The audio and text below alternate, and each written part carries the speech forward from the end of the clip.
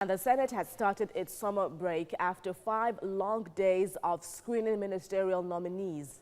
The lawmakers also discussed some national issues on their last day before the recess. Now, senior correspondent Femi Akonde reports as is presented from our studio.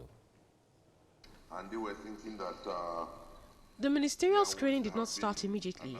First was a petition from the senator representing the Federal Capital Territory on why no indigene of the FCT was nominated as a minister. Somebody from FCT is entitled to a ministerial appointment, and the declaration that the constitutional refusal or default by the previous and current president and administration to appoint an FCT person as a minister of the Federation a violation of the constitutional right of the people of the FCT. Another motion came up calling the attention of the senators to the deplorable security situation in Borno State, already ravaged by the deadly Boko Haram sect in the last decade. It's a very difficult terrain for our gallant armed forces to man. However, with all the efforts that they have done, there are still a few remnants of the insurgents that are on the prowl and hit soft targets. Then the ad hoc committee report on the investigation of the crisis in the Edo State House of Assembly was submitted, with strong recommendations that could spur the National Assembly to take over the legislative duties of the Edo State House of Assembly if they again refuse to comply with the requirements of the Constitution of the Federal Republic of Nigeria. That the Edo State Governor should issue a fresh proclamation letter for the proper inauguration of the 7th Edo State House of Assembly. Those in favor of this recommendation say aye. Aye. Those against say nay. The ayes have it. Eventually, the anticipated moment came. One by one, 43 nominees appeared before the Senate to be screened. This is the beginning of the formation of the long-awaited Federal Executive Council. 3 remaining nominees were screened on the last day. Among them is Lai Mohammed. Mohammed's screening was expected to be a thorough grilling, but instead it got encomiums, something like saving the best for last. There was absolutely no objection to the decision to allow Lai Mohammed to take a bow and go, a privilege exclusively reserved for former lawmakers. This is somebody that has selflessly served us as a nation. He has served our party. He's a very, very fiercely loyal party man. As a spokesman for the party, he did excellently well. And as minister of the government of our federation of this country, last 4 years, did wonderfully well, extremely well. We have just concluded the screening exercise. After the screening, again, one after the other, the President of the Senate asked lawmakers to approve the confirmation of the nomination of the 43 ministers designate sent by President Muhammadu Buhari. The President of the Senate banged the gavel 43 times in confirmation of the 43 nominees. At the end of the day, the Senate gave themselves a pat on the back for demonstrating patriotism and sacrificing their annual recess, but not also without a warning to the new ministers to honor legislative summons when it arises and respect the oversight duties of the legislature. Now the ball is in the court of Mr. President. He has got his team that should hit the ground running, and the National Assembly expects him to begin work on the fiscal plan for 2020 and submit the national budget in good time. Joining me now to discuss this issue is the managing editor, Avalon Daily, Ayodele Adio. Good morning. Thank you for joining us Good morning. Thank today. you for having me. So, how much of a service do you think the National Assembly, specifically the Senate, played in this whole screening process now that it's over? Well, except what you mean by service is a bow and go Senate, a title that they have earned for themselves. You would have expected that, screening ministerial nominees at a time that our country is looking for genuine leadership across ministries and board would have been a lot more grilling. But what we saw by the Senate was a lot of leniency, a lot of exemptions and concessions given to people that didn't need to be given to. And at the end of the day, I think that competence was swept under the carpet. Mediocrity had its way, and I just hope that we don't pay the price for this, because it was a complete charade in my estimation. 2 days ago, we saw Babatunde Raji Fashola grilled, by the Senate, and yesterday another returning minister talking about Alhaji Mohammed, was back.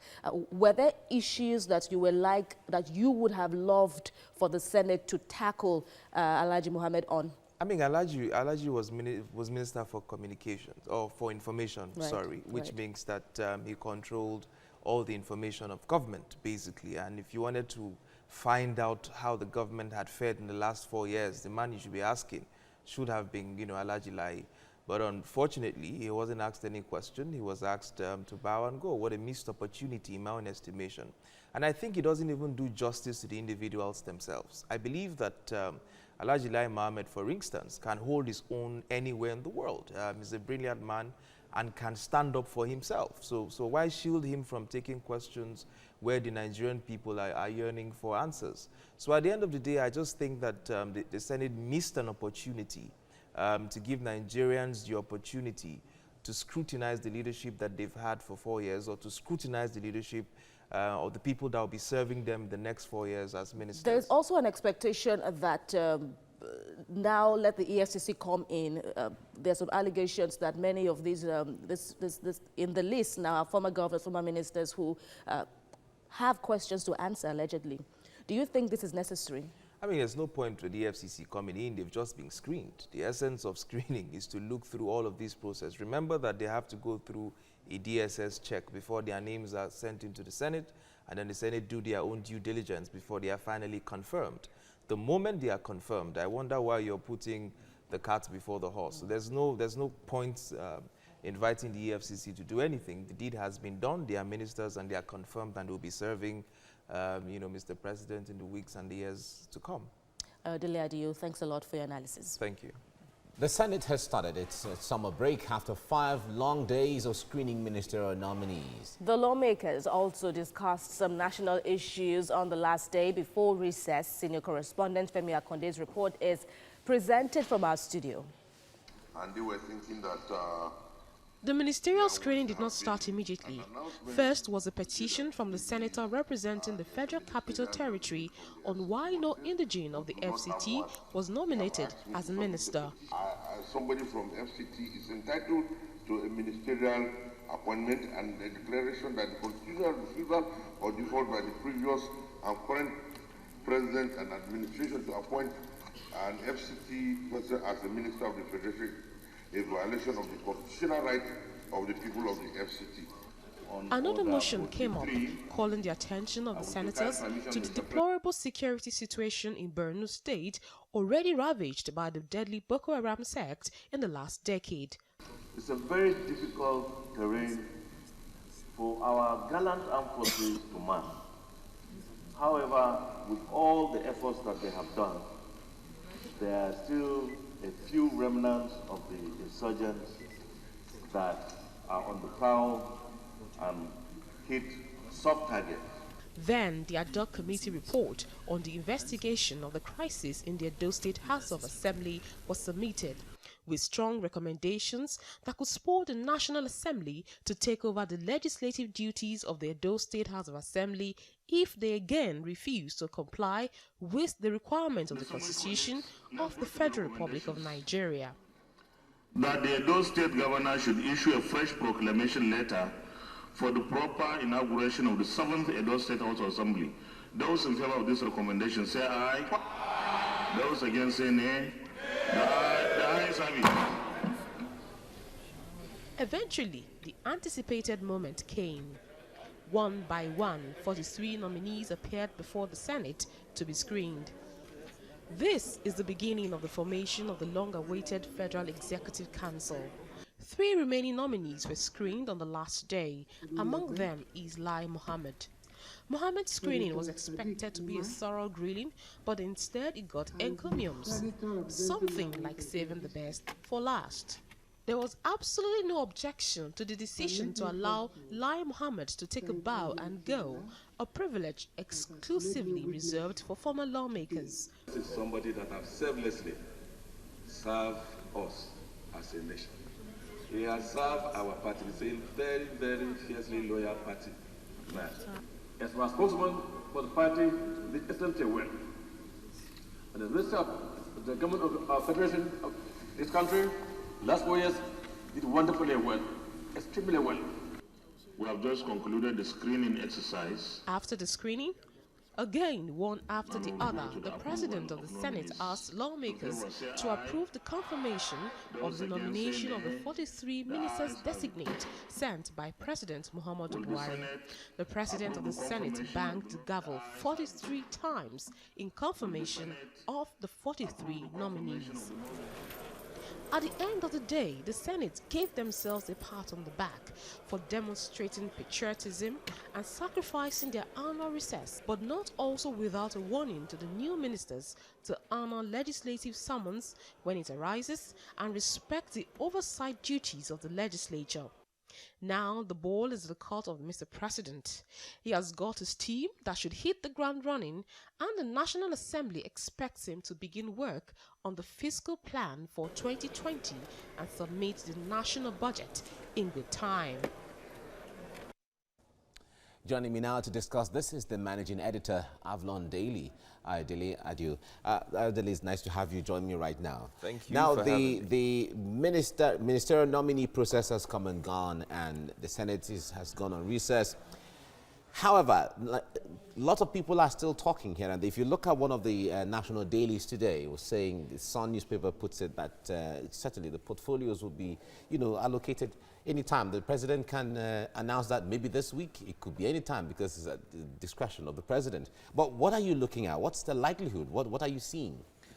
I mean, first we must condemn the process that sends ministerial nominees to the National Assemblies without portfolios being attached. But there is no law that's... when we say the president has not contravened... No. When we say there is no law, we are making excuses for mediocrity. I mean, there is no law that compels an organization to put out an advertorial with the position it is advertising for.